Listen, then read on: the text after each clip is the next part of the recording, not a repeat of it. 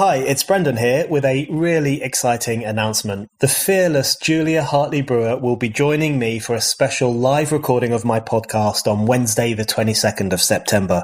Julia and I will be live on Zoom talking about lockdown authoritarianism, woke extremism, and all the other ways in which the world has gone mad. You really don't want to miss this. Spike supporters can get in for free. If you're a Spike supporter, you can claim your ticket now from the Supporters Hub. If you're not yet a Spike supporter, then sign up today. You'll get free access to this event, plus loads of other exciting perks. Tickets will go on general sale next week if there are any left, but Spike supporters always get first dibs. So become a Spike supporter now to get your ticket before they're all gone. Just go to spiked-online.com/supporters. That's spiked-online.com/supporters. And I hope to see you at the live event. The way we're dealing with the pandemic, with COVID and the kind of quick lockdown and whatnot, that would have been unthinkable if it had happened in 1999, if it had happened before we had gotten used to this idea in the name of terror, in the name of these really random, small probability events. 9/11 in 2001, like nobody in America statistically was actually killed by terrorism, but we were going to reorient our entire society to prevent any act of terrorism on American soil. Hello and welcome to the Brendan O'Neill Show with me, Brendan O'Neill. This is a podcast in which an esteemed guest joins me to talk about the big ideas, the bad ideas, the problems and the controversies of life in the early 21st century. In this episode, I am delighted to be joined by Nick Gillespie. Nick is one of America's best-known libertarian thinkers. He is editor-at-large of Reason magazine and host of the Reason Interview. Nick has featured on the Daily Beast's top 25 journalists on the right. He has written extensively for years on issues to do with freedom and choice, and his writing is always thought-provoking. He is also the author with Matt Welsh of The Declaration of Independence, How Libertarian Politics Can Fix What's Wrong with America. So, Nick, the first thing I want to ask you about is your president. Well, I don't know if he is your, maybe he's not my president in your case. People seem to pick and choose their presidents these days. But I want to ask you about President Joe Biden, because when Biden and Harris were elected, there was so much discussion about the return of the adults. Here come the adults back in the room to take control after 4 years of mayhem and chaos and pandemonium under the big orange child that is Donald Trump. It doesn't seem to an outside observer like me, I'm not allowed into the US at the moment pretty much, but to an outside observer like me, it doesn't quite seem to have worked out like that, particularly when you think about the Afghanistan situation and a few other, which I know is not solely Joe Biden's fault, and a few other situations as well. So was it just a myth that Biden and Harris were the adults? Should we expect more chaos under them? How are things going in your view? Yeah, it's a great question. And there was all these memes at the beginning of the year about how, finally 2020 was over and 2021 was going to be a different year. And it's like, yeah, it's different and it's as bad or worse in significant ways. So, One of the biggest misconceptions, I think, in politics in general, and especially in America, which kind of makes sense given a cult of individualism here, is the idea that who the fucking president is, like, dictates much of anything. And the fact of the matter is that Donald Trump, was problematic for any number of reasons that I'm happy to get into. I did not care for Donald Trump, but I also don't think he was not the end of something. He was, or the beginning of something. He's the product of a form of electoral, cultural, political, even economic chaos in America. And just as he was the product of that, so is Joe Biden in many significant ways. And it's deeper actually with Biden, I think, because Trump was at least insurgent. Trump was, like in Monty Python's Life of Brian, there's that scene where Brian he's being chased by Roman centurions and he falls off a tower, and then out of nowhere, a spaceship comes by and he lands on it and he gets taken to safety when it crashes. Yeah. Trump was kind of like that spaceship. That was just like a total wild card, but it didn't, it didn't change anything. And then we come back to somebody like Biden, who has been, in power for over 50 years. He is, in a way, is the accumulated detritus of 50 years of terrible American governance. And as a result, everything that is wrong with the American political system is baked into Joe Biden, more than Donald Trump. And so when you get down to it, this is like, just as with Trump was not all bad, and he was certainly not all good. Biden is not all bad and good. And I think you see that in the Afghanistan situation. The most important thing, I think, from a libertarian perspective and from a limited government perspective, is that Joe Biden actually got us out of Afghanistan. We shouldn't have been in there the way that we were for probably 18 of the past 20 years, maybe more. And even in that, so it's good that he got out. He completely fucked up the withdrawal, and hopefully, they'll salvage as much as possible, as many people as possible, but it's screwed up.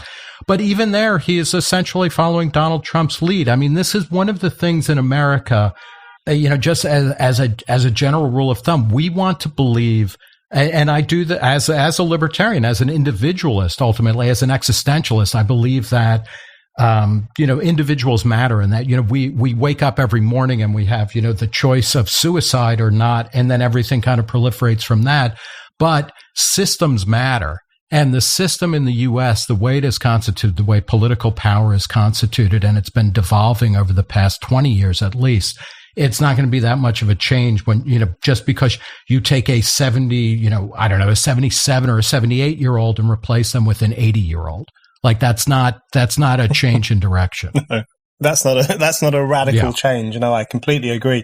I think the Afghanistan stuff is interesting to me. Firstly, I agree, my view is very similar to yours. I don't think that Western forces should have been there to begin with.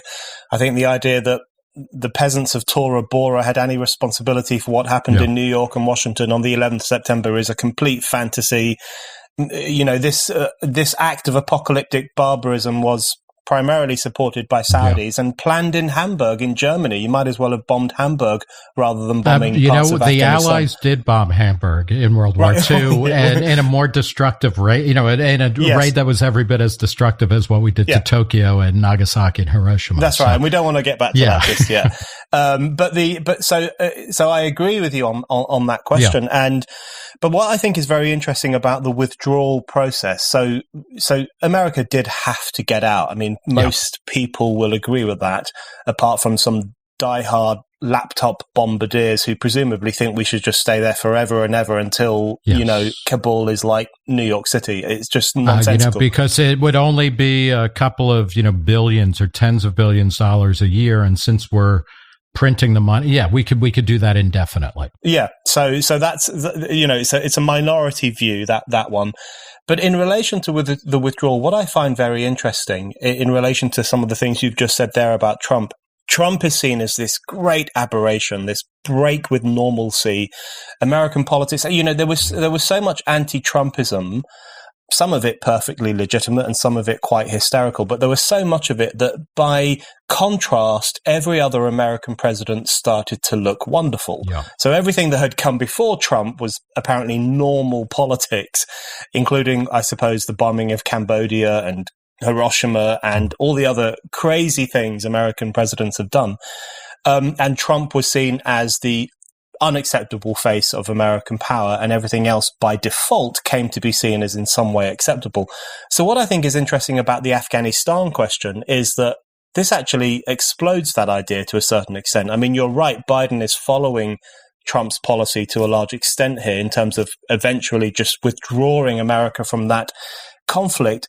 But if you think about who is responsible for Afghanistan, it is largely the responsibility of the American establishment. One of the dynasties, the Bush dynasty, and then, of course, the Clinton dynasty was involved in terms of the Secretary of State, Hillary Clinton, Obama, and so on. And this mess is one that was created by the establishment wing of American politics rather than by the insurgent wing of American politics, which is why I think Biden's screw-ups are quite important, because it is a useful, if quite horrific, reminder that the good guys, the adults, the sensible people, are often actually very destructive. You absolutely nailed it. The idea that I think that there was a legitimate justification for the U.S. going into Afghanistan in search of al-Qaeda and in search of bin Laden.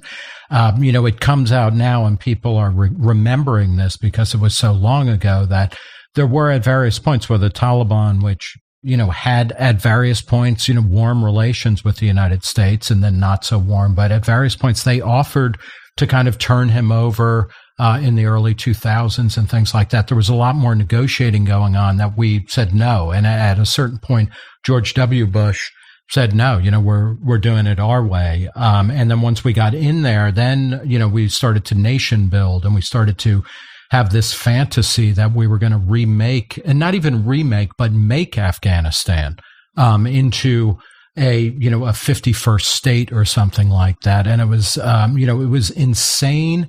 And one of the things that we need to do, and if I feel bad, I feel like Bill Clinton at Oxford protesting against the Vietnam War on foreign soil, talking to a British podcast about problems with America. But one of the things that we need to do, Americans, beyond laying too much responsibility at the feet of individual leaders, I think, also are really bad at history. And we've already forgotten what an absolute insane idiot Donald Rumsfeld was, and Dick Cheney, who were retreads from the, Ford administration, one of the shortest and least distinguished administrations in American and I'd say world history. These fucking guys were they were talking about things that they had no idea of. And they set policies that, kept us there. You're absolutely right. Obama at one point tripled troop strength in Afghanistan because he said Iraq was the stupid war. Afghanistan was the legitimate one. And then they cooked up this theory that a surge in Afghanistan, in the late aughts, early teens somehow worked, whatever that meant. But we need to constantly be recovering what is not even ancient history. I mean, this is all recent history that we've just forgotten. For me, the ultimate, problem with the withdrawal is not even the logistics of it, which are horrific. And I got to tell you, my girlfriend pointed this out to me, and I think it's really a stunning kind of way of two images that hopefully cap a period of delusion where we were fighting a global war on terror. But the first is the image from 9/11 when people were jumping off of the World Trade Center, and you just see them falling, and then, in the Afghanistan withdrawal, where you see people falling off of plane fuselage, like landing gear that they were holding on to. And this, we need to bracket this period and study it and remember it so that we don't constantly repeat it again and again, which I think we're doing. To me, the problem with the withdrawal is not even the logistics per se, as awful as they are. We are having a debate in the United States. We occupy a country for 20 years, and then there are, up to the high estimate is there are 80,000 Afghans who had some tight connection with the U.S., who helped us, who cooperated with us, et cetera. And we are dickering over letting them into the country or even resettling them anywhere. And it's like, you've got to be fucking kidding me. This, in America, there's this weird thing where every time we lose a war, which is to say basically every war since World War II, people say, oh, we're humiliated, and this is humiliating. This or that is humiliating. To me, it's not humiliating to get out of Kabul and to get out of Afghanistan. It is deeply humiliating and embarrassing. I choke up thinking about this, to say, we told people, you help us and we will make sure your lives are livable somehow.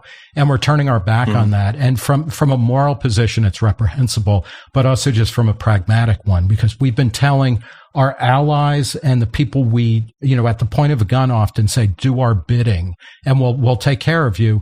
We've done this in Iraq. We've done this in Libya. We've done this everywhere where we say, we're going to protect you right up until it's in our interest to say, screw you. And then we're out the door. It's very disturbing.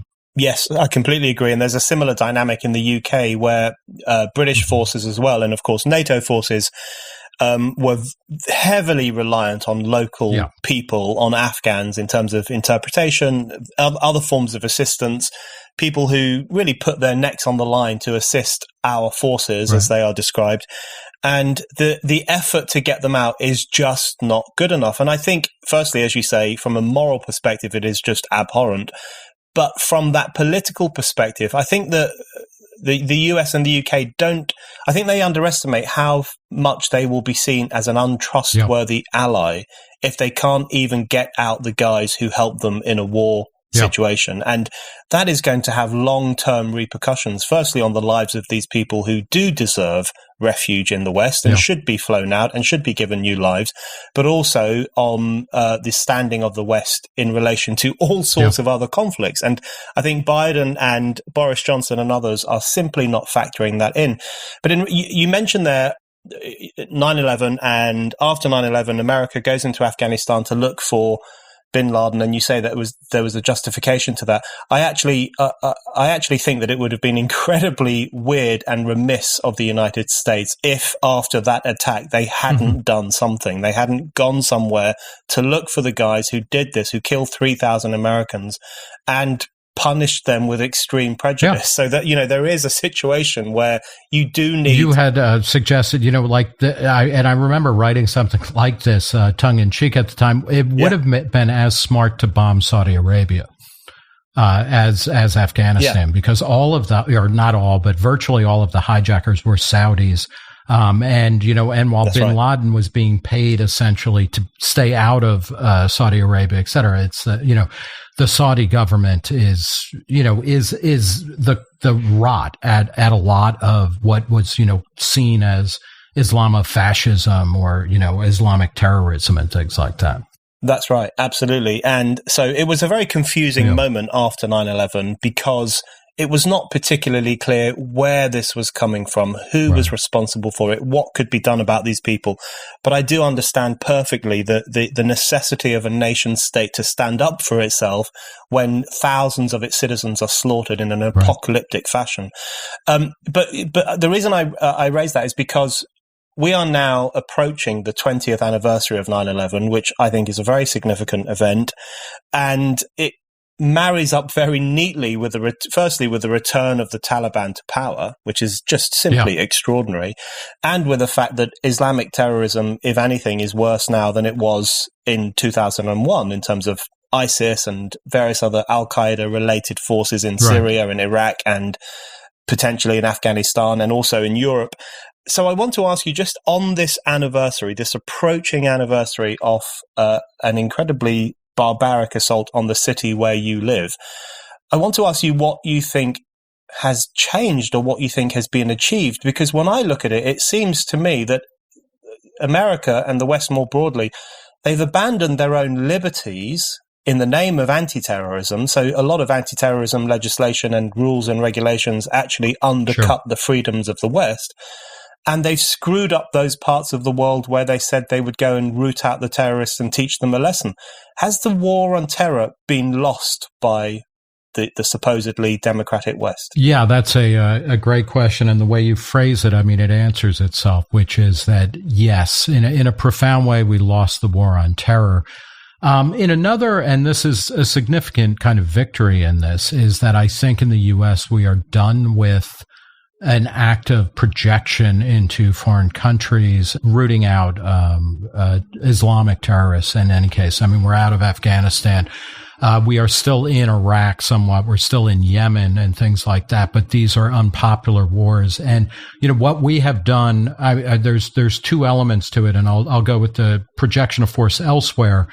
First is, we destroyed the Middle East, and the Iraq war was such a phenomenal non sequitur to 9/11. It is still mind-boggling, and this is almost, I once wrote about what I called national pants-shitting moments, which were like where you realize that, holy cow, like that the people who are in charge, the adults in the room are insane or idiots or there's no justification. And, one of these moments was when, Bill Clinton in the late 90s, when, Monica Lewinsky's, the scandal of all of that was coming about. And at one point, when she was giving grand jury testimony, he bombed sites in Afghanistan and in Kenya. And it was like he only did that because of a domestic, sex scandal. And like you realize, and then he did something similar when he bombed Yugoslavia,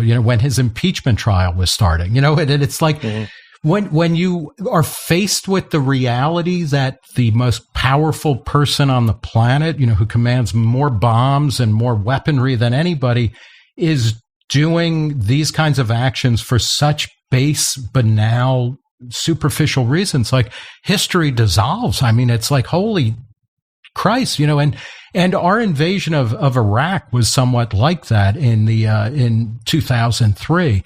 What it did was it completely destabilized that region and it opened it up. So, our big enemy in that region was Iran. And we basically, just from a pragmatic point of view, we essentially delivered the Middle East, or certainly Iraq and Syria and whatnot, to Iranian influence.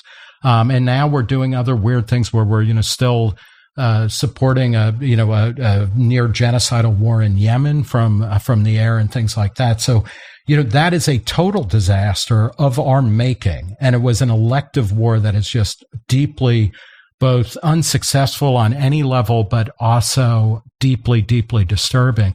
On a domestic level, there's a great kind of, I don't know exactly how to qualify him ideologically. He's definitely got a libertarian streak to him. There was a great historian and political scientist named Arthur E. Kirch who wrote a book called The Decline of American Liberalism that was originally published in the mid-50s, kind of at the early height of the Cold War. And he said, one of the problems with a garrison state, which America had become in the early years of the Cold War, is that in order to defeat the Soviet Union, we started acting like them, where we started all individual efforts were subjugated in the name of the collective to fight this horrible existential threat. We had a draft, we continued a peacetime draft. We did all sorts of loyalty oaths, all sorts of things that that's what we were fighting the Soviets to avoid. And we became, in some meaningful way, the dark twin of the Soviet Union, where it was like, no, well, education, the reason we funded college the way we did was because we needed more engineers to build bombs to destroy the Soviet Union or keep them at bay. We started invading countries as we were attacking the Soviet Union for being an expansionist, et cetera. And there's definitely something like that with the global war on terror. And the other thing about this is that things like the TSA and, the ubiquity and acceptance ultimately of secret surveillance as well as public surveillance in the name of defeating everything that might be some kind of threat is now just pervasive in American society to a point now where most people don't even remember a time before this. And you can see, there's no question to my mind that the way we're dealing with the pandemic, with COVID and the kind of, quick lockdown and whatnot, that would have been unthinkable if it had happened in 1999, if it had happened before we had gotten used to this idea in the name of terror, in the name of these really random, small probability events. Like being killed, even in the year that you count up, 9/11 in 2001, like nobody in America statistically was actually killed by terrorism, but we're going to reorient our entire society to prevent any act of terrorism on American soil. That gives rise to a world now where we are going through an extended lockdown in order to prevent people from getting sick and some people dying from a disease whose infection fatality rate is, maybe 1%.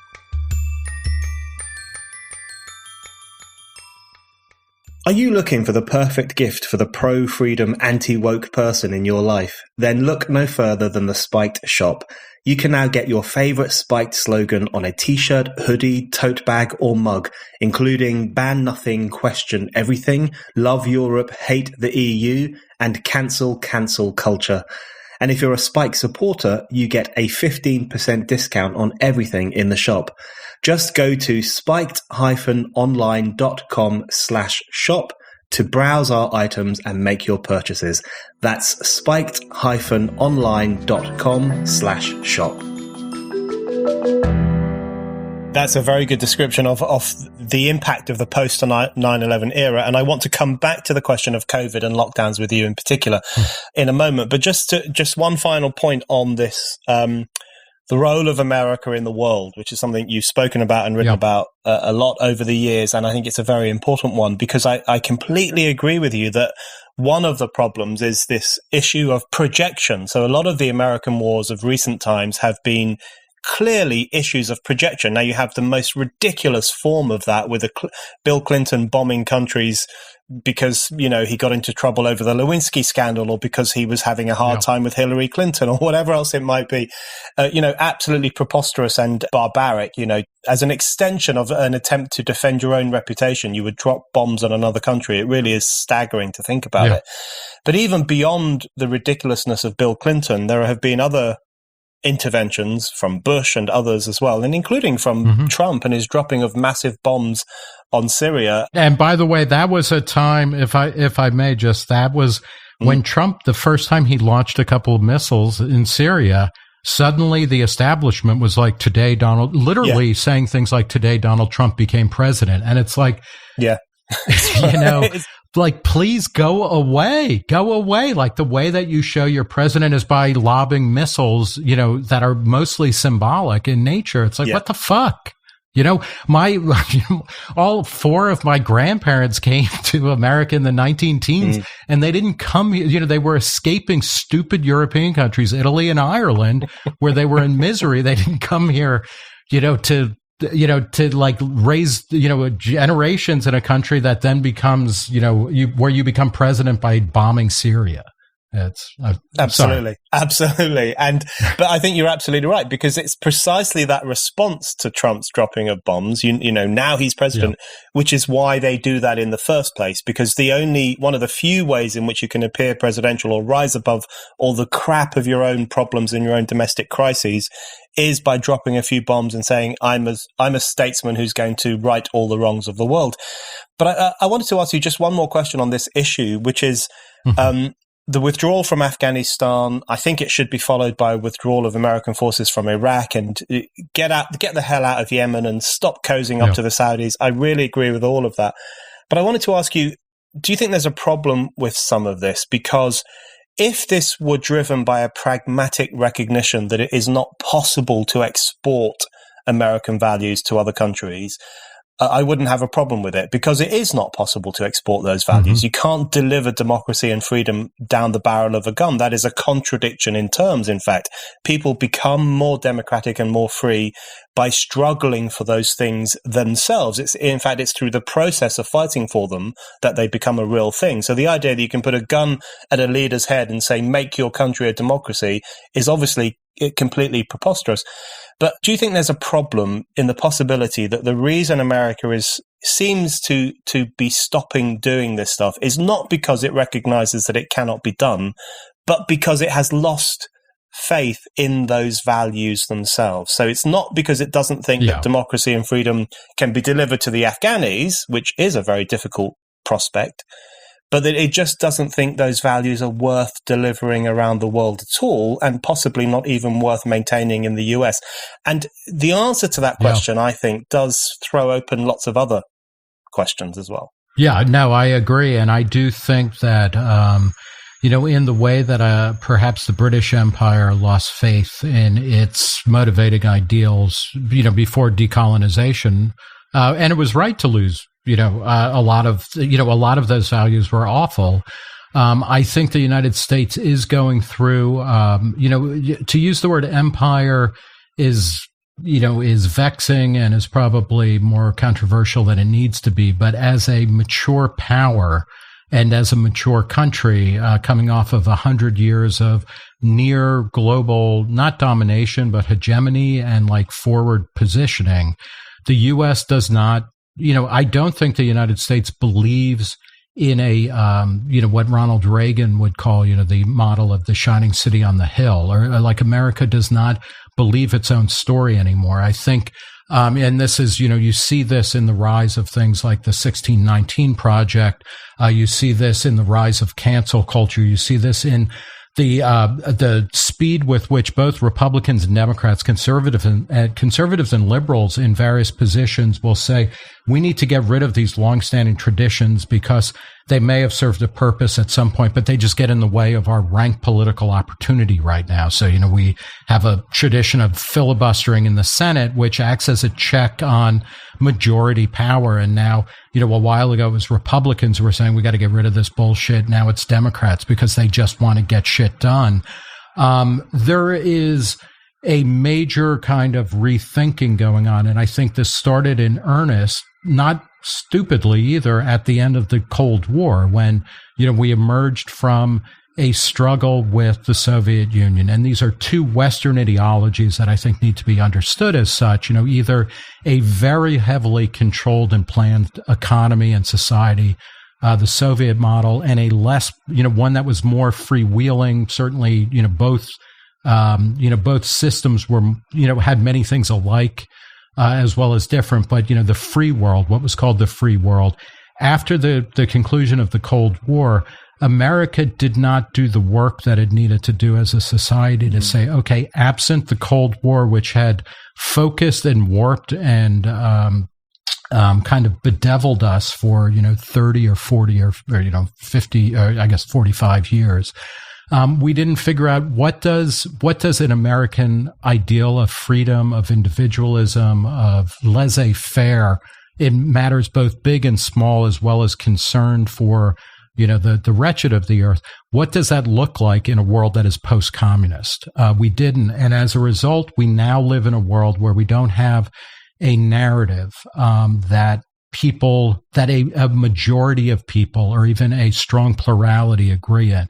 And as a result, you get a kind of Trump model of, I want to go back to a world, I want to make America great again, by which I mean I want to go back to an America that is filled with big companies like GM and AT&T that make big things and are staffed mostly by people who don't speak foreign languages, who are white, and who, it's kind of a top-down dominated world, even though people are doing okay. Or we live in a world where America is a uniquely racist, horrible, exploitive country that is worse now than it ever has been. And the only reason for its continued existence is to pay reparations, real and imagined, to groups that may or may not have been harmed by, our actions of the past 20 years, much less the past 250. We need a rethink of that. So I think, to get to your point, we're beating a retreat partly because we have not been successful in remaking certainly, Iraq and the Middle East, or Afghanistan and Central Asia. But we're also beating a retreat partly because we don't believe that America deserves to, kind of have a place of pride. And this is to go back to that question of like not accepting Afghan refugees and whatnot. This is like we're both sides of the aisle in America are giving up on things like immigration and globalization. Joe Biden, one of his main economic programs is Buy America, which is exactly what Donald Trump was talking about. It's this inward-looking thing. It's a shrinking from not military adventurism, but just engagement and globalization in the best way possible, where what was great about America was that it started off as a shitty English colony, and then suddenly it opened up to the world, where it became immensely polyglot, and it became capable of absorbing and, being mongrelized and kind of acculturating and assimilating and coming up with something new and different and dynamic and innovative. And that kind of thinking is out the window now, where it's like, we got to lock down the borders because of COVID, because of terrorism, because of trade from China, because, cheap shit from China is going to destroy us. And we don't have that faith that we can continue to be this ongoing experiment in not in directional evolution, but just a mixing and changing and creative destruction that is really, I think, at the essence of what is good and great about America. That's a very good description of America. And just to bring that part of the discussion on a bit, you mentioned there in passing, you mentioned cancel culture, which has cut in some people's mouths. It's used as a very frivolous term. Oh, cancel culture. Who cares? It's not real. It's not that big a problem. But I think that actually touches on a lot of what you've just been talking about, because I remember, just sticking with the Biden administration for a moment, and whether this is going to change things for the better or not. I remember that when the presidential election was taking place, there were lots of good liberals, left liberals, right liberals, who argued that if you wanted to get rid of things like cancel culture, if you want to push back identity politics, then the right thing to do would be to vote for Joe Biden. And their argument was that someone like Donald Trump is a very inflammatory character. He makes these problems worse because it was the argument, if you wear a short skirt, what do you expect? Because what they were essentially saying was Donald Trump is such a loudmouth, he's so brash that of course there will be cancel culture. Of course there will be a hysterical response, which is never a very convincing argument for why these phenomena exist. Right. But the idea was that if you wanted sensibleness and if you wanted to withdraw all the pressure and hysteria from American politics, you should vote for Biden.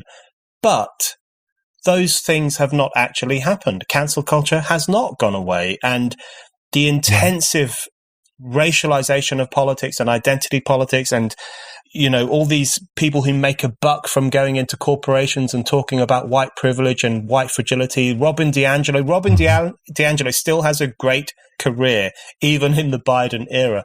So were those liberals who thought that if you brought the adults back into the room, that all that stuff would go away, were they just wrong? And how do you think those things are going to go in the future? Yeah, they're wrong. And, partly, again, it's because this idea that what we really need are we need teachers, we need monitors in the classrooms, and then things will settle down. The punks in the back of the classroom will stop bullying people. And it's like, no, it doesn't work that way. It's just a completely wrong metaphor of, we're all adults and we all have, we have more means to speech, than ever in human history. And a lot of what passes for cancel culture, and particularly if you're on the receiving end of it, you're like, oh my God, this is terrible. A good chunk of it is simply that more people with more points of view can speak more freely, including both, making deep critiques of whatever you or I might be saying, as well as completely frivolous, kind of trolling responses or completely ignoring things. So, one of the things that we need to make sure that we understand is that even in an age of cancel culture, and, I have a story in the new issue of Reason, which is a taxonomy of cancel culture. And, I think cancel culture is a real phenomenon, like Winston Marshall from Mumford & Sons earlier this year, where he made the mistake of, on Twitter saying something nice about Andy Ngo, the controversial right-wing journalist and critic of Antifa. He said, oh, that's a good book you wrote. You're a brave man. And then like a couple hours later, he was like, I have sinned and I need to go away for a while and think on, go into the penitentiary, put on the hair shirt and think about all of the people I've hurt by saying Andy Ngo isn't a complete fucking piece of shit. And then eventually he left the band, and he explained why, et cetera. I mean, like, this is weird shit. This is not something we saw a lot of 10 years ago or 20 years ago. Cancel culture is real and it exists. Having said all of that, it exists in this backdrop of a world in which, more people can speak more freely than ever before and scratch out an audience, which is the thing that we need to protect. And this is where, Joe Biden is not going to protect that. Most liberals in the DC government are not going to protect that. They're busy trying to figure out ways to hem in social media platforms, big and small, so that they don't spew hate speech, or they don't get too big where they might actually be able to deliver a large audience to, weird individuals or something like that. We need to fight against all of that. But again, just to go to your basic point of this notion that if we only had the right adults in the room, which was a popular phrase, it's like, no, you know what? We're all adults here. That's the promise of liberal governance, right? Yeah, is that absolutely. Like, when you turn 18, when you turn 21, when you turn something, you are the decider, for your life. And I don't want adults in the room. What I want are like stable, small rules that help mitigate, obvious violent conflict, and then, let the chips fall where they may. And we're not going to get that under Biden any more than we got it under Trump, because that isn't what people are trying to achieve. We have these small groups of power, where nobody has even a plurality of kind of ideological consensus. And rather than fight to win a kind of consensus of, well, this is what society should look like, people are trying to, through hook or crook, trying to just keep their opponents from actually debating things. Completely. And, that phrase, the adults in the room, it was always used as a juxtaposition between the cool-headed, sensible Kamala Harris, at least on one side, Biden's a different prospect, and the irrational, childish Trump on the other side. But of course, what it really did was infantilize the population at large. You need these people in charge of you, very cool, very rational, telling you what's what. So it had this very illiberal, infantilizing dynamic that was really, really palpable. But on the cancel culture question, because you have, as you say, you have broken it down, you've written about it at length, and you talk about there being three basic types of cancel culture. There's personal, political, and corporate. And my view is that these things are all kind of interrelated. And so, for example, if you look at the UK, for example, one of the most striking things about the UK, and I presume it's similar in the US, is that politicians who aren't quite brave enough to pass a law saying you can't say the following things because it's not good to be a censor, they will often put pressure on private companies to do that. So they outsource censorship to Silicon Valley. And then, of course, the creation of that Silicon Valley censorship, the fact that you can be thrown off Twitter for questioning transgenderism or for saying something else, that feeds into personal self-cancellation and the idea that you must censor yourself if you want to be a part of society, if you want to be a respectable person, and if you want to have a platform on social media. So there's lots of links between these things. But one of the points you've made is that out of all these things, state censorship remains the most problematic form of censorship. And I wanted just to ask you about that. Is your argument there that it's the worst form of censorship because it's the one that comes with the most dire consequences? So you could potentially be fined a lot of money, you could be put in jail. The state is an incredibly powerful force, and therefore if it's telling you what you can and cannot say, that has a direct impact on your life. Is that how you quantify the problematic nature of state censorship, or is there something else going on there as well? It's roughly analogous, but it's a little bit different, because I don't think this is as much of a financial or you're going to be put in jail necessarily, but it's each of these things when you go after people on a personal level to shut them up, and you chase somebody off of Twitter, that casts a shadow. I don't, just for argument's sake, say it's like 3 meters, in circumference or diameter.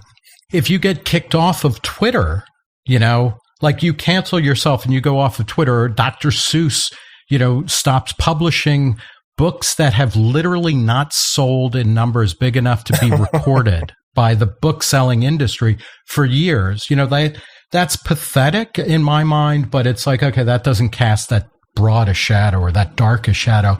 If you get kicked off of Amazon, if you get kicked off of Twitter, and for whatever reason that a corporation says, we don't want you here, that's a bigger shadow. And then when the government says, we are not going to allow certain types of language. And in the United States, we don't really have a viable or meaningful hate speech legislation. We have a strong First Amendment tradition where it's really, with the exception of fighting words, it's hard to be penalized, by the government for speech. But there are dozens of laws in dozens of states that are moving towards that. Criminalizing hate speech in a more European way.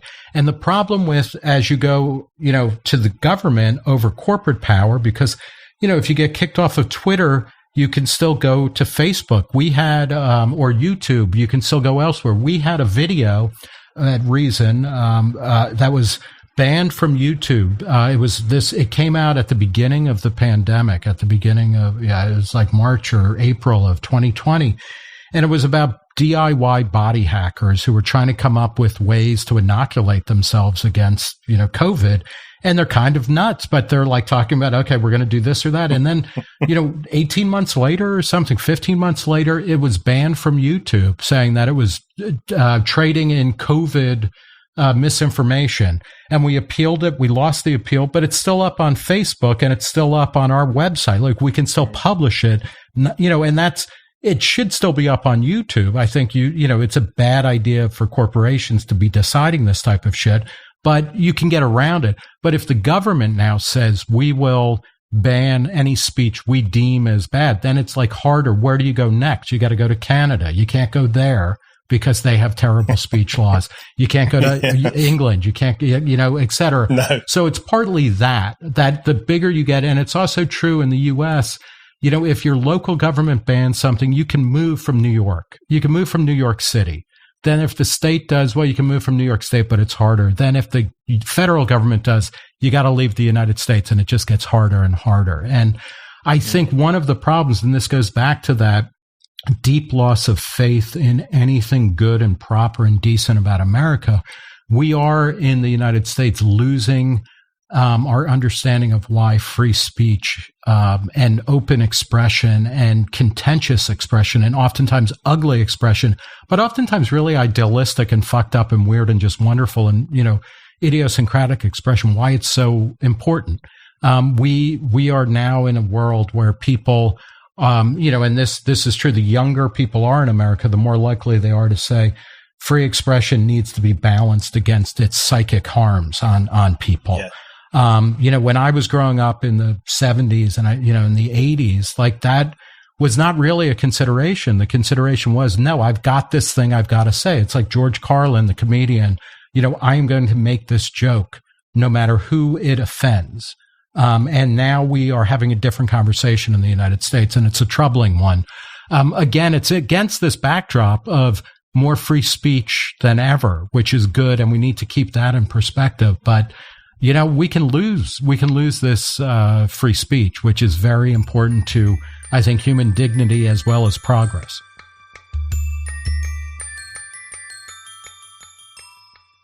Spiked is publishing more than ever. Articles, interviews, book reviews, long reads, podcasts. Every week, Spiked is packed with brilliant content on the big issues and big themes of our time. And now there's a really simple way for you to keep yourself in the loop on everything that we publish by signing up to our daily newsletter. In the daily newsletter, you will receive a roundup of everything we publish that day, plus some exclusive commentary from the Spiked team. What's not to like? So stay on top of everything Spiked produces by signing up for our daily newsletter today. Just go to www.spiked-online.com/newsletters.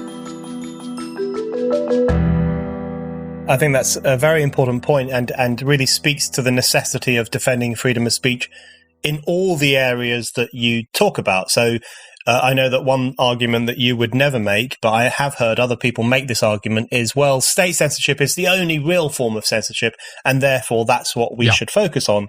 Whereas I think what you're saying is the far more subtle and correct point, which is that there are censorship has differing impacts depending on where it's coming from, but of course it should be challenged in all those different arenas. And if I may, part of the weird thing, and this is where the libertarian twist, which I think you and I might disagree on some level, is a lot of the laws in the U.S. to govern speech now. The left, broadly speaking, is saying, okay, we want to cut out all of this hate speech. However, when we get to define it and we get to decide who's doing the hating and whatnot. So that's a kind of naked form of speech control and censorship.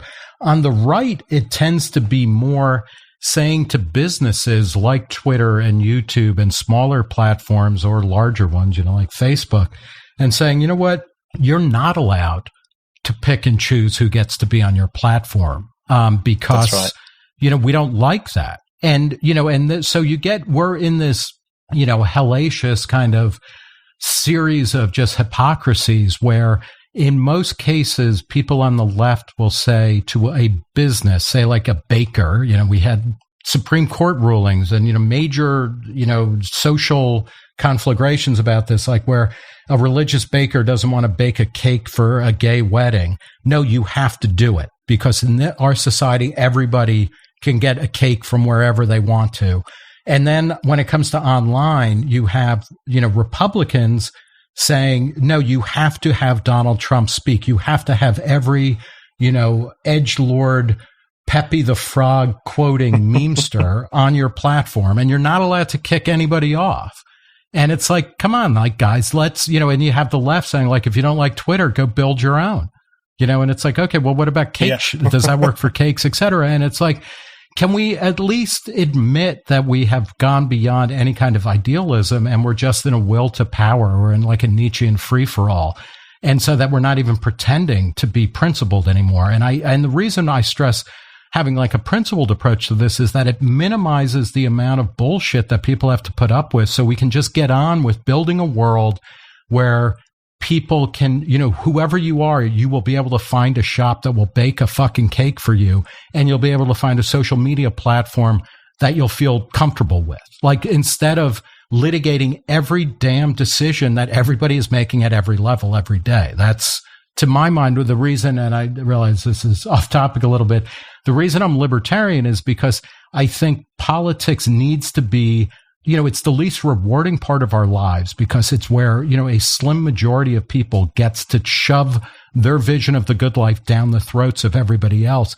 I want to minimize that to the smallest amount of brain power and like energy that we're expending as possible, so we can get on with actually living and loving and working and, building worlds that are actually fun and interesting and fair and positive to live in. Those hypocrisies you talk about there, I think that's an important thing just to dwell on for a moment, because I've noted the same thing. You have this extraordinary situation where you have people on the left who are essentially standing up for private property rights, and they're essentially saying, Twitter and Facebook and all the rest of it, they're private companies, they can do what they want.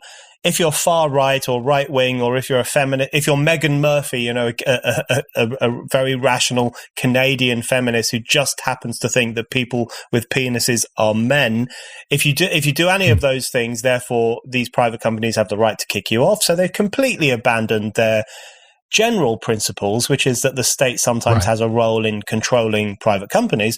And then on the right, you have people who would traditionally, not all of them, but some of them would traditionally stand up for the right of private corporations and private companies to set their own rules and levels of governance, who are now saying, well, we need to find a way to force these companies to platform people they don't want to platform. So there is a real strange situation. And I really agree with you that the only way through this is a principled defense of freedom of speech in the various different arenas, and a recognition that arguing for that might differ depending on where you are. But I wanted to ask you a specific question on this, and we have talked about this before, both in person and on podcasts previously as well, just about the libertarian approach to the question of freedom of speech. Because the one thing that strikes me as, this is the old Marxist in me coming out, I suppose, I sometimes worry that American libertarians are not really prepared for the era that we are being thrust against our will into. And that's an era in which there is an enormous amount of outsourcing of censorship. I mean, it's actually quite rare for the state to censor opinions these days. Even in the UK, the UK is completely nuts on the question of censorship. We currently have rainbow-coloured police cars driving around the streets of London, encouraging people to report offensive things they've heard online. So that is completely and utterly crazy. But even the UK would not do something like ban Lady Chatterley's lover, right? That belongs to the past. No government, no minister is going to do that anymore. But what they do is they outsource those prejudices and those authoritarian instincts. They outsource them to Silicon Valley. They outsource them to unaccountable billionaires. They outsource them to these new networks which influence every aspect of our lives. And they say, well, if you keep publishing these things, we'll punish you with a fine. So in that kind of situation where there is a close relationship between the state and the private sector on the question of what you are allowed to say, is there not an argument that libertarians should be saying, okay, so this compromises laissez-faire values, and in these kinds of situations, we might need to put pressure on private companies to get their act together? Oh, I think no question that, there in a kind of libertarian cartoon universe, the distinction between the public sphere and the private sphere is very clear, the private sector and public sector. In reality, it is much, much more mixed than all of that. And I think absolutely one of the things, and that's part of the piece in the latest issue of Reason is that we need to be pushing back on defending making it easier for people who have unpopular opinions to continue to have a public voice. We need to push back on Twitter, on YouTube, on Facebook, on, Instagram, whatever, to say, it is better. You have a right to ban people, I think, but it would be better if you figured out a way to accommodate more voices and, allow people to create the experience they want online without chasing everybody off. Same thing with Amazon. Amazon at various points has, banned certain books because, on transgender questions, if they deem that the book treats being transgender as a psychological problem or something as indicative of that. Amazon doesn't carry every book in the world, but, they should carry as many as they can, and we need to push on them to carry as broad a array of books on a given topic as possible, as well as making sure that the government does not pass absolute laws or is trying to influence things.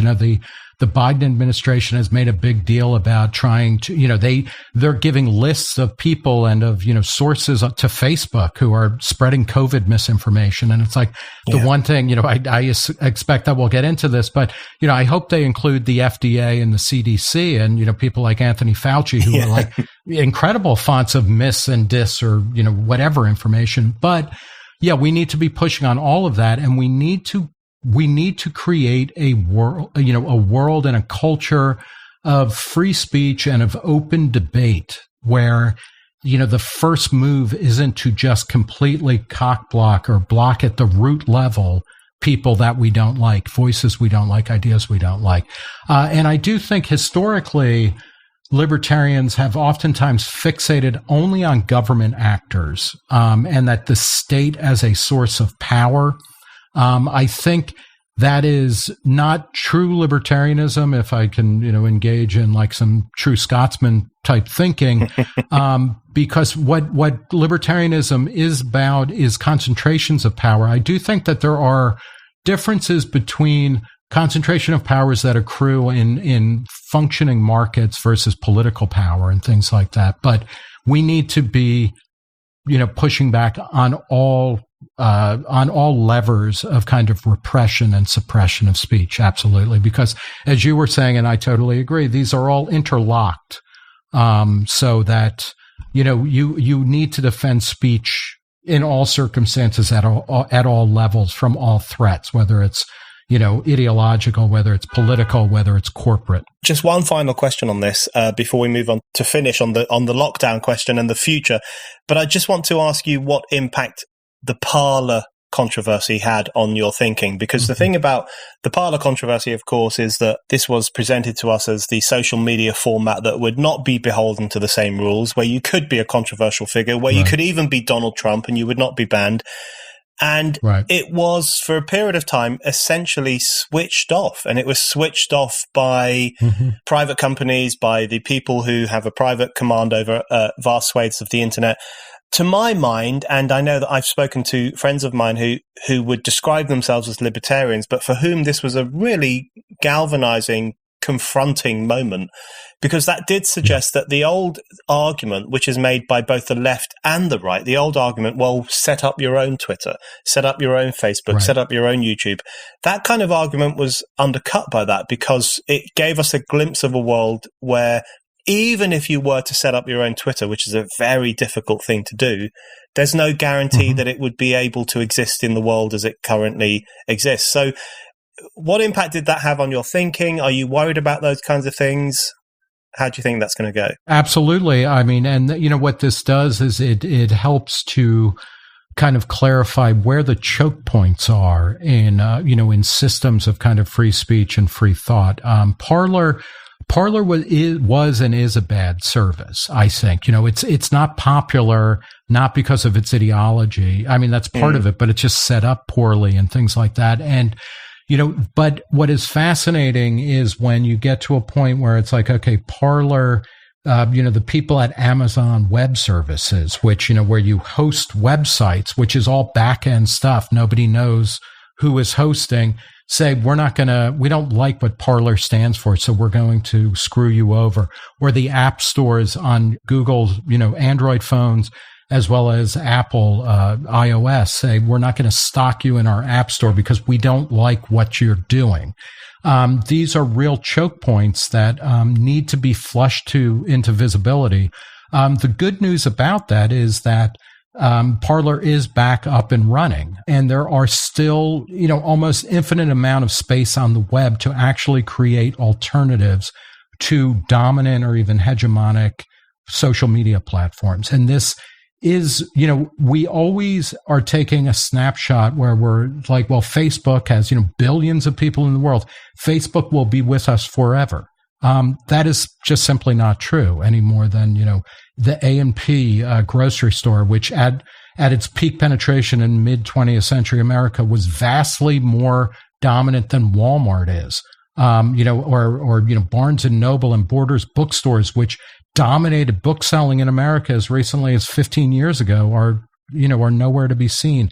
Amazon will rise and fall. There will always be alternatives, and it is important both to call out the choke points. I'm thinking a lot about this because things like Visa and PayPal and MasterCard that process payments have done this. And they've often done it at the behest or at the urging of government to say, we don't want you to process payments that we think go to sex workers who are actually engaged in sexual sex trafficking or in human trafficking, even if those charges are ridiculous. And they will do it. So we need to constantly be calling out these intermediaries who are acting as choke points of expression and engagement.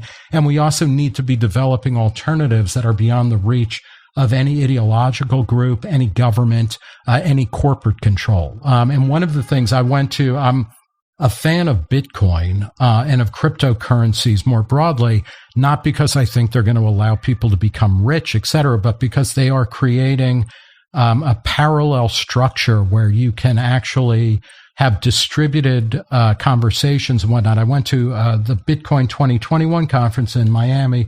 Jack Dorsey, the CEO of Twitter and of Square, the payments company and the micro messaging platform. And one of the things he said, and he was a controversial figure. He's very into Bitcoin. And he says, that blockchain technology and Bitcoin is its purest, kind of manifestation or incarnation. What he likes, it's the most important technology of his lifetime, and it allows for distributed, kind of leaderless, non-censorable activity. And that both at Twitter and at Square, they're developing peer-to-peer payment systems and messaging systems, which will be beyond the control of Twitter, which, did something unspeakable when it banned the New York Post article about Hunter Biden a couple of weeks before the presidential election, which was stunning. And that was a wake-up call. That was cold water in the face. But he wants to get to a world where Twitter may be able to do that, but there will be an infinite number of alternatives to Twitter. And I think that's part of what we always need to be moving towards. And we always need to be simultaneously chastising existing powers to be more open and to be more free. But then we also need to be kind of building out surplus, capacity to continue to do whatever the hell we want. Right. Okay. So on that issue of moving forward, and I have not left enough space for this discussion at all, so forgive me for that, but I want to just talk to you about the shadow of COVID and the shadow of lockdowns and what these things mean for the thing that you and I are very interested in, which is freedom, the greatest freedom it is possible for humankind to have, and the way in which these two phenomena, COVID as a virus and lockdown as a problematic policy in response to the virus, the impact that these are going to have on our freedom and on our understanding of ourselves. I'm currently speaking to you from Ireland, from Dublin, which is the the place of my ancestors and the place of some of your ancestors too. I had to show my private medical records to get into this country, and there are some venues here where you have to show your private medical records in order to get a pint or buy a meal. So we are entering a new era, whether we like it or not. Some people like it, some people dislike it, some people are somewhere in between. How transformative do you think the past 18 months are going to be in terms of not simply the letter of the law and civil liberties as they exist in constitutions and so on, a lot of which have been suspended over the past 18 months in terms of emergency legislation and so on, but also in terms of the appreciation that people feel for freedom? Do you think it's going to batter that stuff and lead us into a world in which fear overrides the desire for freedom, or are you a bit more optimistic? I am sadly pessimistic at the moment. I mean, I think this is the battle if the battle of the last 20 years was tied in many ways, in terms of freedom of bodies to move across borders and things like that. If it was tied to the global war on terror, the next 20 years is the global war on kind of health and safety. Mm-hmm. And I think it is, this battle is strongly joined. There was at the beginning of COVID, the Italian philosopher Giorgio Agamben, who's a Foucauldian, talked about how, what Foucault talked to, and Foucault is, one of the great theorists of state power, the way that state power actually is enforced on the bodies of citizens, that what the COVID lockdown, and he was talking in Italy, which was, the first and hardest hit country in Europe at the time. And he was saying this is all a pretext, or effectively what happens is that this is giving the state license to say, you can move here, you can move here. This business is essential. This one is not. And it creates an extended special period. He had started writing in this vein after 9/11, and when people were starting to have their movements curtailed in the name of state security and things like that.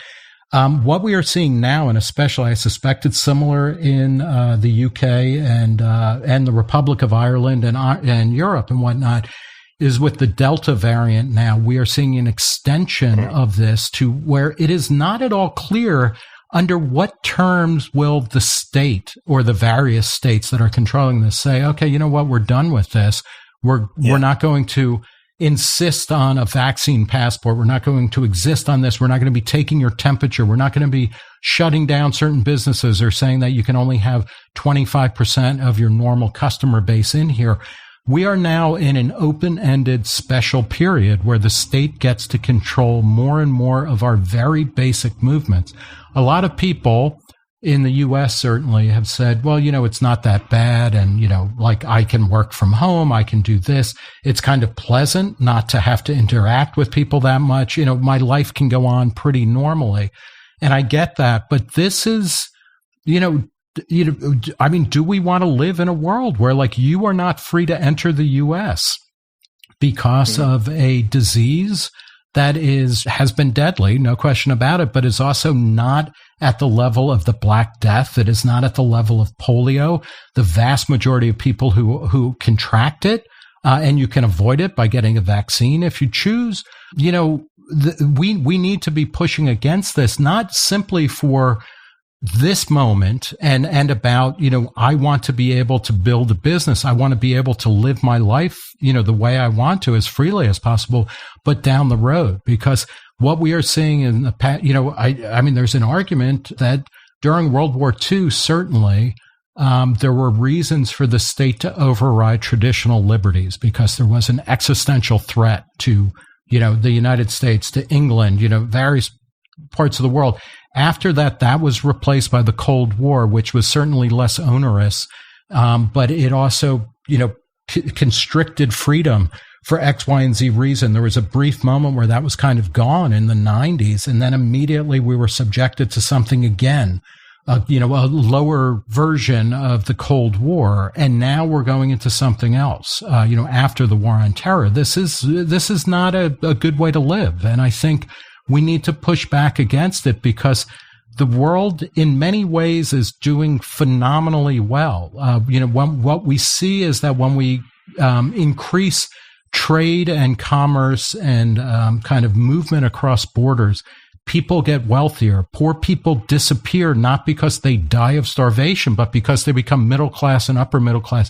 New companies start. We can explore space. I mean, there are like an infinite number of incredible worlds that we can create, but we're not going to be able to do that if we have to fucking show, that we have a Moderna booster shot every 6 months and that this business can't do what it wants to do, but this one can for this time being, etc. Right. My final question on just pushing one of those points you've just made there, which is that, I mean, I really agree that I think what COVID has done, or what the lockdown mentality has done, has really shrunk our sense of being a human species. So one clear example of that is the absolutely devastating impact that lockdown policies are going to have in the long term on the developing world in particular, which has been, for various reasons, shunted out by the cease of economic activity, the closure of borders, the way in which lockdowns in the West have called into question the need for production, the need for other forms of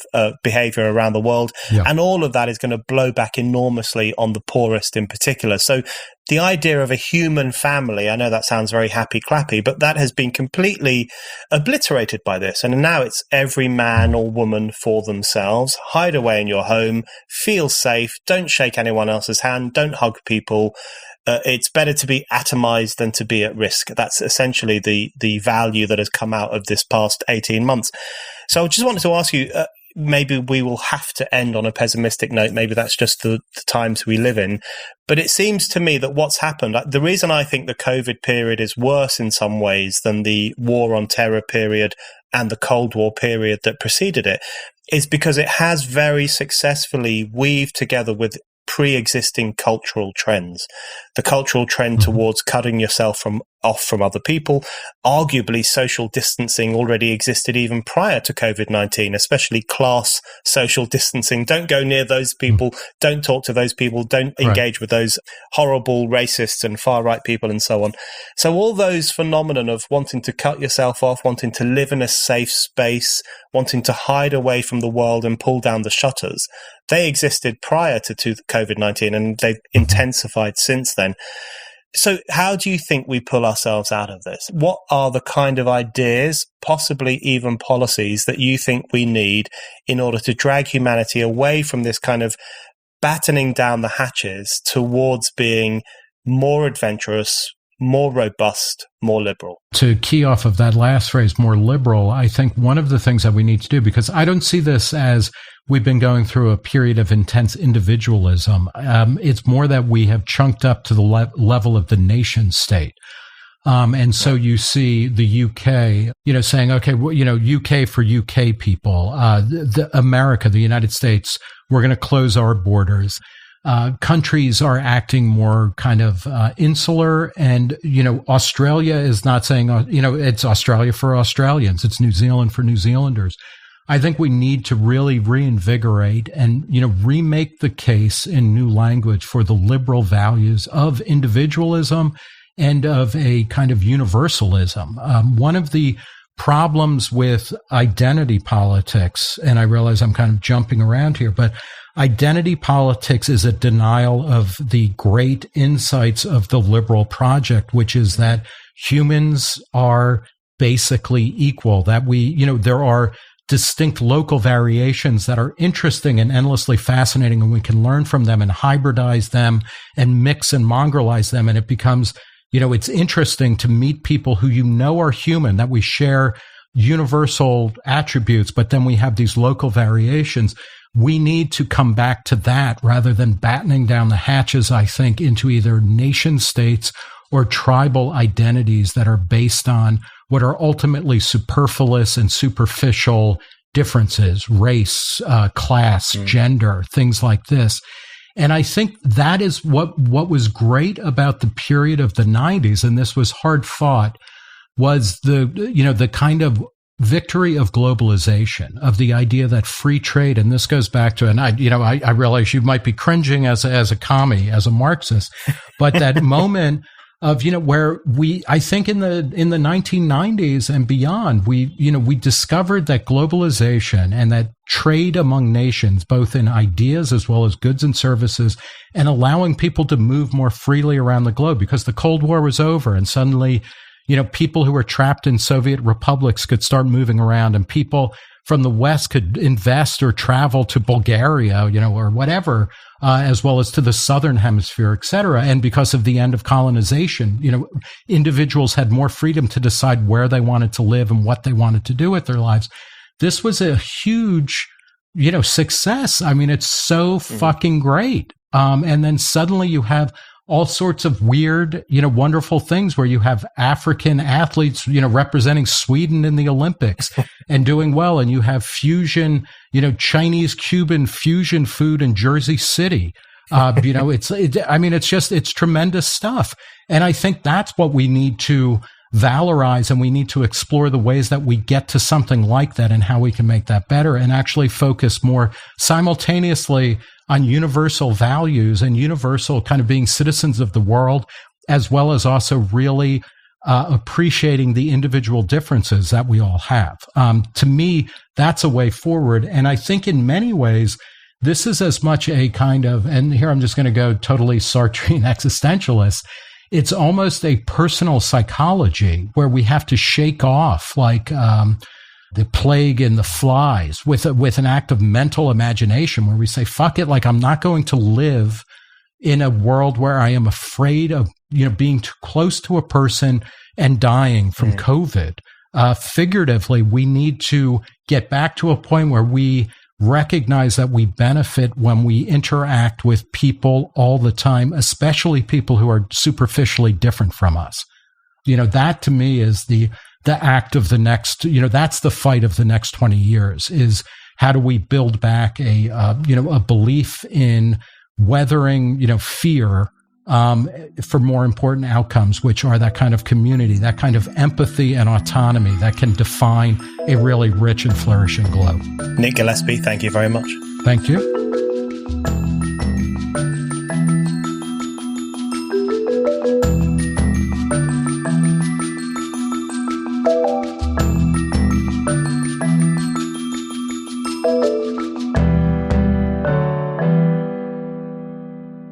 Thank you for listening to The Brendan O'Neill Show. We'll be back with another guest and more discussion. Don't forget to subscribe, and in the meantime, keep reading Spiked at www.spiked-online.com.